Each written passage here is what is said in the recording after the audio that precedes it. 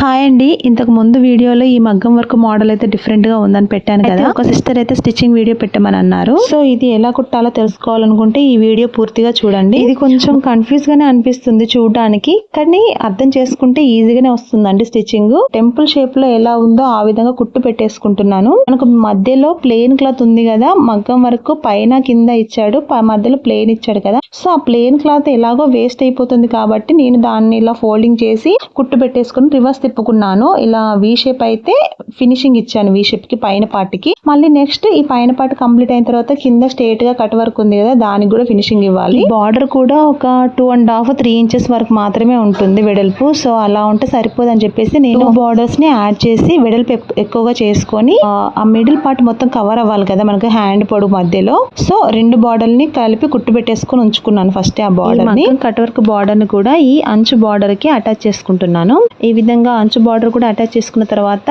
Cut work కి కింది side కూడా ఫినిషింగ్ ఇవ్వాలి.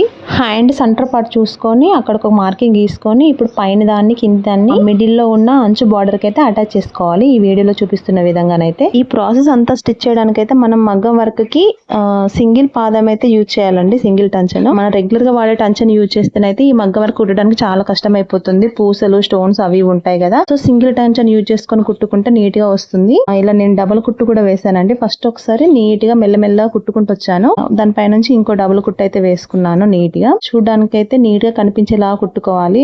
మరి వంకర్ టింకర్ గా అలా కూడా పోవద్దు. ఇలాంటి డిఫరెంట్ వర్క్ బ్లౌజులు వచ్చినప్పుడు కొంచెం కుట్టడం చాలా కష్టమే అనిపిస్తుంది. టైం అయితే ఎక్కువనే పడుతుందండి. కాకపోతే చిన్న చిన్న టెక్నిక్స్ యూజ్ చేస్తున్న అయితే ఫాస్ట్ గానే అయితే కుట్టుకోవాల్సి ఉంటుంది. అర్థం చేసుకుని కుడితే గనక ఈజీగానే వస్తుంది, బట్ టైం అయితే ఎక్కువనే పడుతుంది. ఇప్పుడు నేను మీకు చూపిస్తున్న ఈ బ్లౌజ్ వచ్చేసి హాఫ్ శారీ అండి. ఇది స్కర్ట్ పైనకి ఈ విధంగా బ్లౌజ్ స్టిచ్చింగ్ చేయించుకుంటున్నారు. దీనికి ఫ్రంట్ నెక్ కూడా స్క్వేర్ నెక్ వచ్చేసింది. ఇలా కట్ వర్క్ బార్డర్ అయితే ఇచ్చారు బాడీ పార్ట్ కి. మీకు ఇక్కడ బాడీ పార్ట్ అది ఏం చూపించట్లేదు, ఓన్లీ హ్యాండ్ పార్ట్ మాత్రమే ఇక్కడ ఇంపార్టెంట్ కాబట్టి మీకు హ్యాండ్ ఒకటి చూపిస్తున్నాను. ఈ హ్యాండ్ పార్ట్ కి మిడిల్ లో బార్డర్ అటాచ్ చేయడానికి అయితే నేను ఈ విధంగానైతే స్టిచ్ చేశాను. ఒక్కొక్కరు ఒక్కొక్క స్టైల్లో స్టిచ్ చేస్తారు. నేనైతే ఈ విధంగా స్టిచ్ చేశాను. మీకు కనుక ఈ వీడియో నచ్చినట్లయితే ప్లీజ్ లైక్ చేయండి. ఫస్ట్ టైం చూస్తున్న వాళ్ళైతే సబ్స్క్రైబ్ చేసుకోండి. అలాగే ఈ హ్యాండ్ మొత్తం కంప్లీట్ అయిన తర్వాత కిందికి బీడ్స్ కూడా స్టిచ్ చేయించామండి. బీడ్స్ హ్యాండ్ కిందికి కాకుండా మనకు షోల్డర్ దగ్గర ఇలా వీ కట్ లో వచ్చింది కదా, ఆ ప్లేస్ లో బీడ్స్ స్టిచ్ చేయించామండి. చూడడానికి అయితే డిఫరెంట్ గా చాలా బాగుంది. కనుక ఈ మోడల్ నచ్చినట్లయితే ఖచ్చితంగా స్టిచ్చింగ్ చేయించుకోండి. డిఫరెంట్ గా ఉంది. కొంతమందికి రొటీన్ గా ఒకేలాగా ఏం వేయించుకుంటాంలో ఏమైనా డిఫరెంట్ గా ట్రై చేయాలనుకున్న వాళ్ళకైతే ఈ వీడియో చాలా బాగా యూజ్ అవుతుందండి. నాకైతే ఈ మోడల్ చాలా బాగా నచ్చింది, కానీ అందరికీ ఈ మోడల్ నచ్చాలన్నది అయితే ఏమీ లేదు కదా. మీకు నచ్చిందా?